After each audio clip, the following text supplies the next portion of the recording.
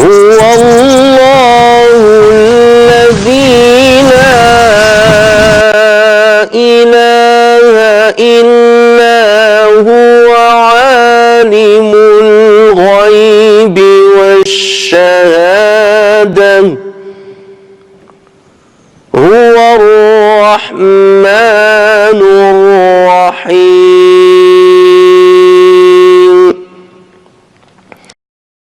Donc nous sommes toujours en train de parler des successeurs et de ceux qui les ont suivis, de ces générations qui ont porté l'islam et qui ont transmis l'islam aux nouvelles générations. Et bien entendu, les savants se sont intéressés à Tabi'in depuis l'aube de l'islam, ils se sont intéressés à la biographie des gens, à la vie des gens, parce que lorsqu'on connaît la fiabilité de quelqu'un, lorsqu'on connaît tous les détails le concernant au niveau de son comportement, de son éthique, de sa pratique religieuse, des savants desquels il a appris le savoir, les gens qu'il a fréquentés, donc c'est là où on peut juger s'il est apte à transmettre le savoir du prophète sallallahu alayhi wa sallam ou s'il n'est pas apte. Et le tri a commencé depuis le départ. Les savants depuis le début ont commencé à dire quel est le meilleur tabi'i qui a existé. La majorité dit c'est Uwais al-Qarni dont on a cité l'histoire la dernière fois, puisque dans le hadith rapporté par Muslim sur Omar ibn Khattab, ce dernier a dit j'ai entendu le prophète sallallahu alayhi wa sallam dire le meilleur, celui qui a le plus de mérite parmi les tabi'in, c'est Uwais al-Qarni, et ensuite il a donné sa description comme on l'a dit la dernière fois. Mais il y a des savants qui ont opté pour d'autres choix. Et c'est le cas de Ahmed ibn Hanbal qui a dit le meilleur tabi'i c'est Saïd ibn al-Musayyib. Et certaines personnes donc lui ont dit et que dis-tu de Alqama et de l'Aswad? Il a dit les meilleurs sont Saïd, Alqama et al-Aswad. Donc il s'est rattrapé quelque part pour dire ce sont ces trois-là. Alors certains savants ont dit que l'imam Ahmed peut-être n'a pas entendu parler du hadith du prophète sallallahu alayhi wa sallam concernant Uwais al-Qarni. Mais lorsqu'on voit son musnad, on voit qu'il a rapporté le même hadith. Lui-même a rapporté ce même hadith qu'avait cité Omar ibn Khattab concernant Uwais al-Qarni. Ça veut dire que l'imam Ahmed était au courant de ce hadith-là. Et c'est pour cela que certains savants ont dit il se peut que l'imam Ahmed, lorsqu'il a parlé du meilleur des tabi'in, c'est qu'il voulait dire le meilleur parmi parmi les érudits des tabi'in. Et nous savons très bien que Uwais al-Qarni n'était pas un faqih, il ne donnait pas des cours, il n'était pas un jurisconsulte, mais peut-être qu'il avait ce mérite-là par rapport à son comportement, par rapport à son scrupule, par rapport à son ascétisme. Et voilà pourquoi plusieurs savants ont dit, si les savants ont divergé, c'est parce qu'ils considèrent que tout dépend du domaine dans lequel on va classifier at-tabi'in pour dire celui-ci est meilleur que l'autre. Lorsqu'on est dans le domaine du comportement, on va citer un. Lorsqu'on est dans le domaine de la science de fiqh, de la jurisprudence islamique, on va dire telle personne. Lorsqu'on est dans le domaine de la transmission de la sunna du prophète sallallahu alayhi wa sallam, on va dire telle personne, et ainsi de suite. Mais tous ces détails-là, vous allez me dire, mais à quoi ça nous sert ces détails-là, c'est pour vous prouver que les savants, depuis le début de l'islam, se sont intéressés à la vie des hommes. Parce que c'est cette connaissance, comme j'ai dit, qui va permettre d'étudier la fiabilité des uns des autres et la non-fiabilité de certains pour ne pas prendre d'eux et une partie qui risque d'être faussée ou de prendre d'eux un savoir qui aurait été introduit d'une manière fallacieuse dans l'héritage de l'islam. Donc, chers frères, les musulmans, comme je viens de dire, se sont intéressés à tamiser l'héritage qu'ils ont reçu des anciens. Parce que lorsqu'on transmet un héritage, il y a forcément certains qui essayent d'y introduire des contre-vérités. Il y a toujours des mal intentionnés, il y a toujours des carriéristes, des profiteurs, des opportunistes qui vont quelque part introduire dans l'héritage de l'islam certaines choses peut-être que le prophète n'a jamais entendues. On a entendu par exemple un qui a introduit un hadith lorsqu'ils n'arrivaient pas à vendre les lentilles, العدس قال رسول الله صلى الله عليه وسلم كلوا العدس فإنه قد قدس على 70 نبيا. Le prophète sallallahu alayhi wa sallam a dit mangez les lentilles parce qu'il y a plus de 70 prophètes qui l'ont rendu sacré ou qui l'ont considéré sacré. Mais tout de suite on a su que c'est un mensonge parce qu'il y avait justement des protecteurs de la sunna du prophète sallallahu alayhi wa sallam, qui tamisaient toutes les informations et les récits qu'on transmettait sur le prophète sallallahu alayhi wa sallam, de par celui qui va parler. Lorsqu'on va entendre ce hadith de quelqu'un, tout de suite on va dire, est-ce qu'il est fiable ou pas? Non, c'est quelqu'un qui ne prie pas, ou là, qui prie rarement, ou là, qui n'est pas assidu dans sa prière, son comportement. Déjà, on commence à voir son éthique. Et lorsqu'on voit que l'éthique ne va pas, donc déjà, on dit le hadith là, on le rejette. Tout de suite. Parce qu'on ne peut pas se permettre de transmettre aux nouvelles générations quelque chose qui est falsifié. Donc, depuis le départ, les musulmans ont protégé la sunna du prophète sallallahu alayhi wa sallam. Et d'ailleurs, du vivant du prophète sallallahu alayhi wa sallam, ce dernier a donné des signes pour nous dire, je suis en train de valoriser certains de mes compagnons que je vous conseille comme référence dans différents domaines. Nous savons très bien qu'on n'a pas le droit de trop vanter quelqu'un, et surtout devant les gens et ainsi de suite, parce qu'on risque de lui casser le dos.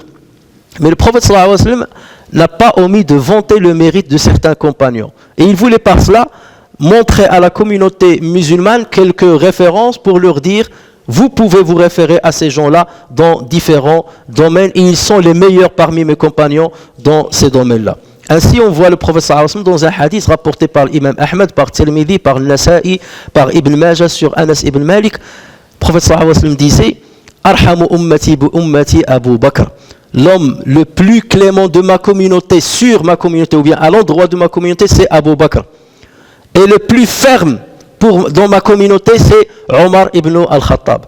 Et le plus véridique dans le domaine de la pudeur, c'est Uthman ibn Affan.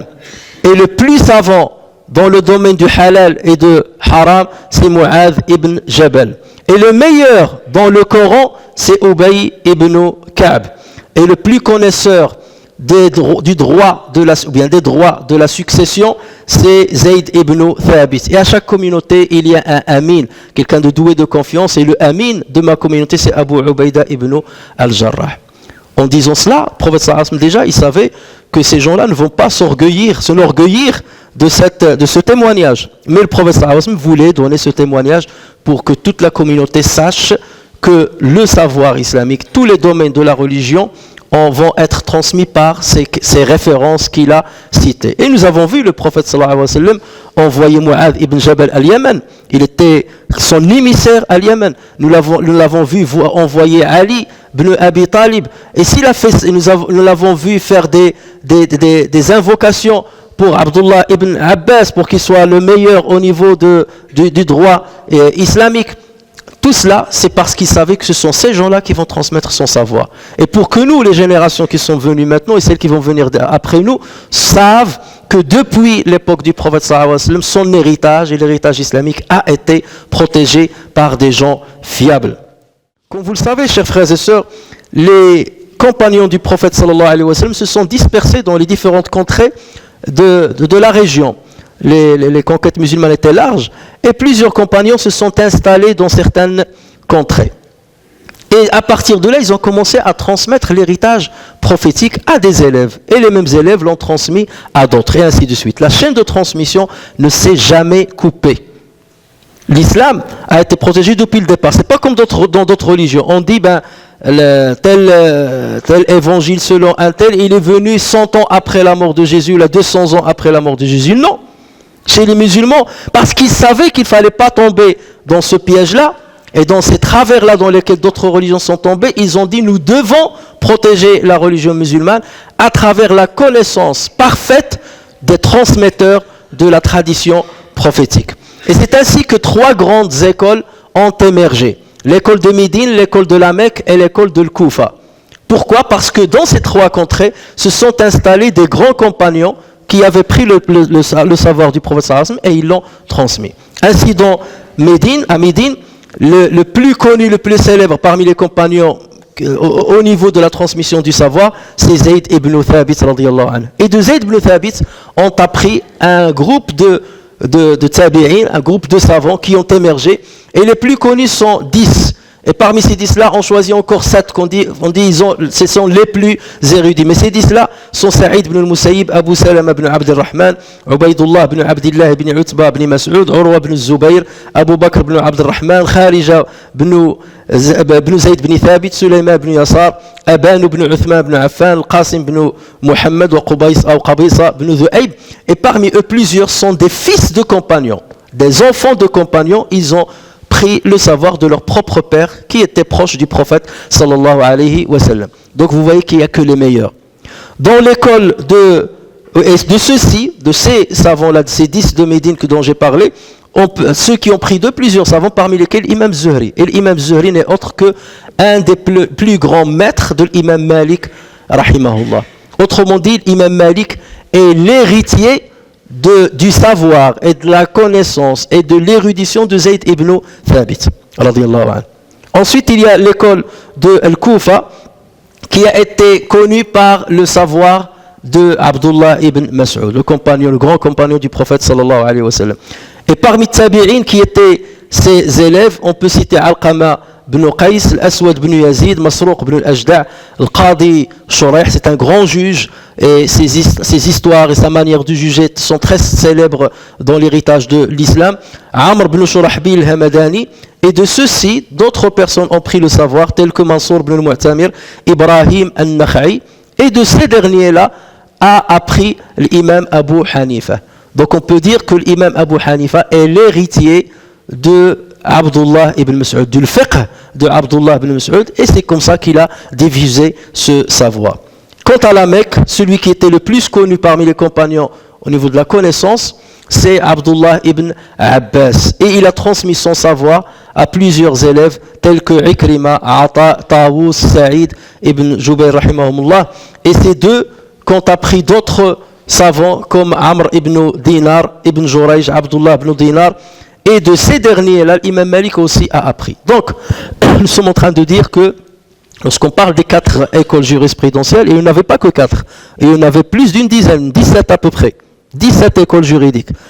Et elles ont commencé, certaines ont disparu parce qu'ils n'ont pas trouvé des bons élèves pour transmettre l'héritage, et d'autres se sont ancrés dans les territoires islamiques. Ils sont les plus connus, les 4 qu'on connaît, Abu Hanifa, l'école de Abu Hanifa, de Malik, de Shafi'i et de Ahmed ibn Hanbal. Et les 2 derniers d'ailleurs, Shafi'i était l'élève direct de l'imam Malik et Ahmed ibn Hanbal était l'élève direct de l'imam al-Shafi'i. C'est dire qu'il y a toujours eu une chaîne de transmission continue depuis le prophète sallallahu alayhi wa sallam jusqu'à ces gens-là qui nous ont transmis le savoir islamique.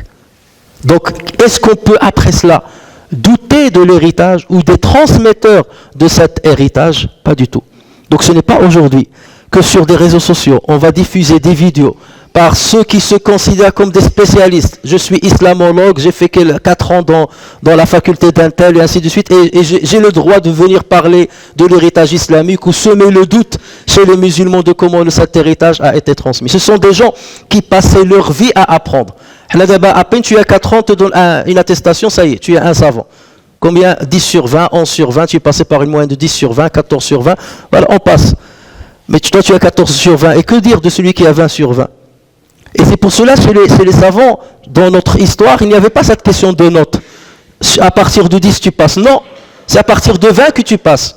C'est pour cela que les savants devaient donner des ijazat, des autorisations à leurs élèves. Et lorsqu'ils lui donnent l'ijazat, plusieurs imams ils disent, je n'ai commencé à donner le fatwa que lorsque j'ai eu l'ijazat de 30 de mes shoyur, de 40 de mes shoyur. Il va aller voir, est-ce que je suis apte à donner l'ijazat? Non, pas encore, pas encore. Lorsqu'on voit Abu Yusuf al-Ansari, qui était un des érudits élèves de l'imam Abu Hanifa, il a osé commencer à donner des fatwas du vivant de Abu Hanifa. Et Abu Hanifa, lorsqu'il a entendu cela, il a tout fait pour l'empêcher de le faire. Parce qu'il considérait qu'il n'a pas eu la maturité. Lorsqu'on dit maturité, ce n'est pas 14 sur 20 ou 16 sur 20, c'est 20 sur 20. Il n'a pas encore eu la maturité pour qu'il puisse donner des fatwas lui-même. Et depuis, il a juré, Abu Yusuf al-Ansari, de ne jamais donner une fatwa tant que Abu Hanifa est vivant. Et c'est à la mort de Abu Hanifa qu'il a commencé à donner une fatwa et qu'il est devenu Qadi al-Qudat, comme le garde des Sceaux aujourd'hui. Donc tout ça, c'est pour vous dire qu'on ne se permettait pas de transmettre le savoir à n'importe qui. Il s'agit de la religion. Il s'agit de la religion. Et ce ne sont pas les pires des personnes qui la transmettent. Comme on le voit aujourd'hui maintenant. Vous allez dans les facultés de l'islam, de l'islamologie, ou même dans nos pays d'origine, Sharia, Ilm Sharia, ainsi de suite, vous trouvez des centaines et des centaines d'élèves. Et tout le monde réussit, première année, deuxième année, la licence, la maîtrise, le doctorat. C'est pas parce que tu as le doctorat que tu es arrivé à l'apogée du savoir. Parmi tous ces docteurs de Sharia, vont percer quelques-uns. Parce qu'il faut être une flèche, comme disent les jeunes. Une flèche pour que tu puisses être digne de confiance dans la communauté musulmane. Et combien de savants sont passés et on ne garde que les meilleurs. Tout ça, c'est pour vous dire que les musulmans filtrent et que les musulmans ne choisissent pas n'importe comment leurs savants. C'est pas parce qu'aujourd'hui on est en France et qu'on a des gens qui on n'a pas des imams de qualité, qui ont été bien formés ou qui se sont formés par eux-mêmes comme il le faut, qu'on considère que c'est comme ça que c'était le cas à travers les époques de l'islam. Pas du tout. Là, on est en train de vivre une exception de l'histoire de l'islam. D'être dans un pays où on n'a pas des gens qui sont arrivés à un certain degré, il en a quand même, mais qui sont arrivés à un certain degré de savoir et d'érudition dans le domaine de la religion. Sachez que depuis le début, ce domaine-là, les savants choisissaient leurs élèves et ils nous donnaient l'autorisation de transmettre comme meilleur des meilleurs. Alors, dès que tu échoues dans tes études, tu n'as pas eu ton bac, ou là tu as fait tous les concours, ça n'a pas marché, je vais faire Sharia, Inch'Allah. Mais avec quoi tu veux faire Sharia? Tu as échoué dans les mathématiques, dans la physique, dans la biologie, ou tu veux venir dans Sharia? Sharia, il est moins que ces sciences-là. Au contraire, celui qui n'est pas brillant dans ces sciences terrestres, si j'ose dire, ces sciences profanes, ne peut absolument pas l'être dans les sciences religieuses. Parce que ça demande beaucoup d'extérité, beaucoup d'intelligence, beaucoup d'illumination, beaucoup de compétences. Et c'est pour cela que les savants et nos ancêtres ne choisissaient que les meilleurs. Lorsque tu parles de quelqu'un comme le Bukhari Muslim, il faut voir l'œuvre qu'ils ont faite. Aujourd'hui, avec les ordinateurs et tout, on ne peut pas faire ce qu'ils ont fait. Mais encore faut-il connaître de quoi on parle. Et c'est malheureusement parce qu'on manque de connaissances qu'on peut croire maintenant les prétendus connaisseurs, les prétendus spécialistes qui vont commencer à semer le doute dans notre esprit. Beaucoup de nos jeunes ils disent, ouais, mais Cheikh Untel a dit, Imam Untel a dit, mais qui est-il? Ou qui es-tu déjà pour juger de ce qu'il a dit dans ce domaine? Si tu n'as pas la compétence requise, tu n'as même pas le droit de parler de ce qu'il a dit ou de ce qu'il a transmettre. Donc faites attention, chers frères et sœurs. Parce que maintenant, l'information circule vite à travers Internet, à travers les réseaux sociaux. Les prétendus imams, les imams autoproclamés, ceux qui veulent détruire l'islam de l'intérieur, ils sont nombreux. Ils sont nombreux, les détracteurs sont nombreux. Et ce n'est pas parce que quelqu'un est devenu célèbre à travers les réseaux sociaux que forcément c'est devenu une référence. Plusieurs frères parfois m'envoient des vidéos. Regarde, est-ce que c'est vrai ce qu'il a dit un tel? Pourquoi tu vas entendre déjà un tel? Est-ce que c'est vrai ce qu'a dit un tel? Qui est déjà un tel pour voir si ce qu'il dit est vrai? Avant de voir ce qu'il dit, il faut voir qui est la personne pour ne pas perdre notre temps. Si la personne, ce n'est pas quelqu'un qui a appris de ceux, de bonnes références, ce n'est même pas la peine d'aller loin. Ou à la limite, on entend lorsqu'il va donner les preuves, ceci a été dit par ça, il transmet. Lorsqu'il transmet, il n'y a pas de problème, on peut accepter. Mais dès qu'il commence à donner son avis, à affaiblir certaines choses, à renforcer certaines autres choses, de ce que nous ne savons pas dans l'héritage de l'islam, là il faut faire attention. Lorsqu'on entend quelqu'un qui commence à me dire le hijab c'est seulement une tradition profane qui n'a rien à voir avec la religion, il n'y a jamais eu de prescription religieuse. Il n'y a même pas besoin d'aller loin pour étudier ce qu'il va dire. C'est même pas la peine de perdre mon temps, perdre une demi-heure ou là pour voir son argumentaire. À la limite tu peux le faire pour prévenir d'autres, mais que le jeune qui va tomber dans ce poison-là, il faut qu'il s'arrête tout de suite. Et voilà pourquoi on parle de ce sujet qui peut paraître un peu technique, mais c'est pour vous dire, chers frères et sœurs, parce que, alhamdoulilah, on a beaucoup de jeunes qui sont instruits, qui vont à l'école et qui ont la capacité, quelques outils pour pouvoir parvenir à la bonne information. Faites le tri dans vos sources dès le départ et ne perdez pas votre temps à empoisonner et à parasiter vos connaissances acquises par certains prétendus connaisseurs. Chers frères, comme je disais, les tabi'in se sont tout de suite aperçus qu'il ne faut pas se contenter de transmettre le savoir par voie orale et qu'il faut le recueillir par voie écrite. Pourquoi? Pour qu'on ne laisse pas la chance à qui que ce soit d'introduire ou de polluer l'héritage de l'islam ou d'introduire ce qui ne fait pas partie du corpus islamique. Et depuis le début, on voit que Omar ibn Abd al-Aziz, par exemple, rahimahullah, qui était un tabi'i, un grand savant aussi, c'était un khalife et un savant. Il est né en 61 de l'Hégire, donc il a vécu avec des compagnons, il est mort en 101 de l'Hégire. Il a écrit à tous ses gouverneurs en leur disant rassemblez et recueillez la sunna du prophète sallallahu alayhi wa sallam. Et ne recueillez que la sunna du prophète sallallahu alayhi wa sallam. Et ensuite, il l'aura recueilli lorsqu'il l'aura dit au gouverneur, c'est pas au gouverneur de le faire, ça veut dire que chaque gouverneur doit réunir les savants pour leur dire recueillez la sunna du prophète sallallahu alayhi wa sallam. Et bien entendu, il ne choisissait que les meilleurs, ceux qui sont intransigeants, ceux qui ne peuvent pas être influencés par telle décision ou telle autre décision, ceux qui craignent Allah tabaraka wa ta'ala parce qu'ils savaient qu'ils avaient une grande responsabilité sur son dos.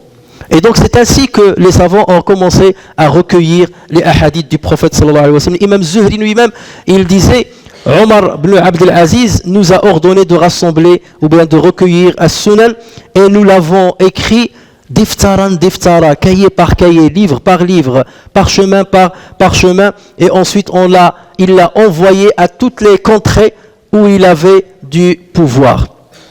Et Omar ibn Abd al-Aziz a ordonné aussi à ses gouverneurs, il leur a dit ordonner la transmission du savoir dans les mosquées pour que celui qui n'a pas de savoir apprenne. Parce qu'il a dit la disparition du savoir commence lorsque ce savoir-là se ferme sur des petits cercles ou qu'il devient secret. Que dans toutes les mosquées, il y ait des assises de l'apprentissage de la religion. Et c'est ce qui a été fait depuis l'aube de l'islam. Et c'est comme ça que la religion a été protégée par des milliers et des milliers d'érudits. Et dès l'aube de l'islam, et dès les premières générations, on a commencé à recueillir par écrit la sunna du prophète sallallahu alayhi wa sallam. Et il y a plusieurs livres qui ont été écrits de l'époque de At-Tabi'in, tels que Suhuf de Saïd ibn Jubayr, de Bashir ibn Lahik, As-Sadusi, qui a écrit directement les hadiths de Abu Hurairah radiyallahu anhu, Mujahid ibn Jabr, qui a écrit directement de Ibn Abbas radiyallahu anhuma, Ibn Az-Zuhair Muhammad ibn Muslim al-Makki, qui était l'élève de Jabir ibn Abdi Allah, il a écrit la sunna transmise par Jabir ibn Abdillah. On sait que Jabir ibn Abdillah, c'est parmi les mukthirin, ceux qui ont rapporté le plus de hadith du prophète sur le prophète sallallahu alayhi wa sallam. Zayd ibn Anisa al-Rahawi, le livre de Hisham ibn Urwa ibn Zubayr, le livre de Hammam ibn Munabbih, qui a écrit de Abu Hurairah directement, le livre de Ayyub ibn Abi Tamim as-Sirtiani. Et là, je vous ai donné seulement quelques exemples pour que vous réfutiez ce que disent certains détracteurs lorsqu'ils disent que la sunna n'a été rassemblée que dans le deuxième siècle, la fin du deuxième siècle de l'Hégire. Non, la sunna a commencé à être recueillie dès le premier siècle de l'Hégire. Elle était recueillie par voie orale et ensuite il a été recueilli par voie écrite avant même la fin du premier siècle, de par les exemples que je vous ai donnés. Voilà pourquoi, chers frères, j'ai voulu parler de ce sujet que normalement on étudie dans des facs et ainsi de suite. C'est pas un sujet qu'on traite dans le Khutbat al-Jumu'ah, mais si on le traite aujourd'hui, c'est parce que justement on a ce fléau-là de certaines personnes qui essayent de semer la zizanie, de semer le trouble dans l'esprit des musulmans en prétendant que notre héritage n'a pas été bien tamisé, que notre héritage a été influencé par le pouvoir politique. Dans toute biographie des savants, prenez Imam Malik, Abu Hanifa, tous les grands savants, vous allez toujours trouver son épreuve. Ils vont parler de ses chouyours, comment il a appris le savoir, ses élèves, et ainsi de suite. Et vous trouvez un chapitre, ses épreuves. Et toujours les épreuves avec les gouverneurs, avec les hommes politiques. Les épreuves avec les hommes politiques. Imam Malik a été frappé. Ahmed ibn Hanbal a été emprisonné pendant des années. Et comment ces gens-là vont être influencés par le pouvoir politique ? S'ils étaient rejetés, s'ils étaient frappés, c'est vous dire que ces gens-là n'ont jamais laissé le pouvoir politique influencer l'héritage de l'islam, ou polluer l'héritage de l'islam, ou semer quelques poisons dans l'héritage de l'islam. Ils l'ont protégé, parce qu'ils savent que nous viendrons plus tard et dire « Rahmatullahi alayhim », parce qu'ils ont donné de leur vie, de leur temps, pour protéger ce que le prophète sallallahu alayhi wa sallam a transmis. Donc, outre tous ces appels à semer le trouble dans l'esprit des musulmans, et il y a une armada de personnes maintenant qu'on est en train de former dans certaines facultés, dans les études soi-disant islamologiques, pour que demain, ça a commencé déjà, et vous verrez ça, rappelez de ce que je vous dis, d'ici quelques années, vous allez voir des pseudo-spécialistes qui vont apparaître. J'ai un doctorat en islamologie, j'ai un ceci en islamologie, et j'ai le droit de vous parler de l'islam et de votre héritage, et je vais remettre en doute tout ce que vous croyez.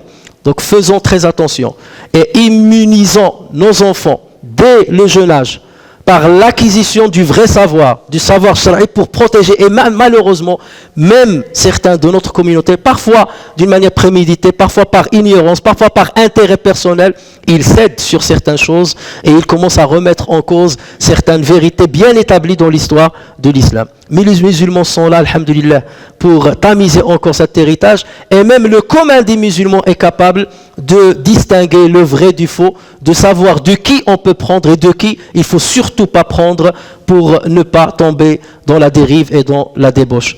Et je reviendrai sur ce sujet-là pour aussi parler des femmes. On n'en parle pas assez. Parler des femmes qui ont transmis l'héritage islamique, les grandes savantes de l'islam, les grandes érudits de l'islam, on n'en parle pas assez, mais il y en a énormément, et on aura l'occasion de réserver un prêche du vendredi pour parler de celle-ci, pour qu'on ne nous dise pas aujourd'hui que la femme a été écartée du cycle de savoir et qu'on est dans une société patriarcale qui ne devrait donner aucune considération aux femmes. On verra que depuis l'époque du prophète sallallahu alayhi wa sallam, les femmes ont participé activement à l'entreprise scientifique et ont transmis l'islam et ont donné des fatwas et ont formé des grands savants, et c'est le cas aujourd'hui, n'en déplaise aux détracteurs de l'islam.